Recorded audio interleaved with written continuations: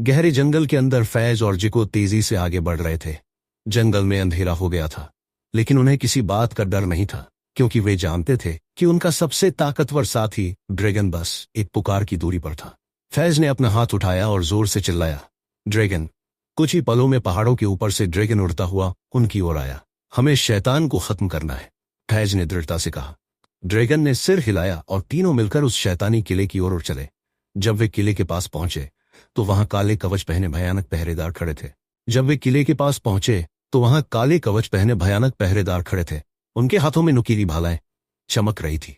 जैसे ही उन्होंने ड्रैगन को देखा, वे युद्ध के लिए तैयार हो गए। ड्रैगन ने अपने विशाल पंख फैलाए और एक जोरदार गरज के साथ हवा में ऊंचा उठा। फिर उसने एक गहरी सांस ली और भयावह आग उगल दी। चारों ओर आग ही आग फैल गई। पहरेदारों की ढालें पिघलने लगी और वे जलने लगे। कुछ बचने के लिए भागने लगे, लेकिन ड्रैगन ने एक आखिरी आग के तूफान से उन्हें भस्म कर दिया। किले के अंदर शैतान अपने सिंहासन पर बैठा। यह सब देख रहा था। उसने गुस्से में अपनी लाल आंखें चमकाई। फैज ने अपनी तलवार निकाली और जिको ने अपनी जादुई ढाल कसकर पकड़ ली।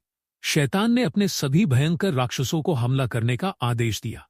एक के बाद एक विशालकाय दानव फैज और जिको की ओर लपके। ड्रैगन, अब तुम्हारी बारी, फैज ने जोर से पुकारा। ड्रैगन गुस्से में किले के ऊपर सबसे भयानक आग छोड़ी। शैतान और उसके सभी साथी कुछ ही देर में जलकर राख बनकर बिखर गया। फैज ने ड्रैगन की ओर देखा और मुस्कुराते हुए कहा, धन्यवाद मेरे दोस्त, तुम्हारे बिना यह असंभव था।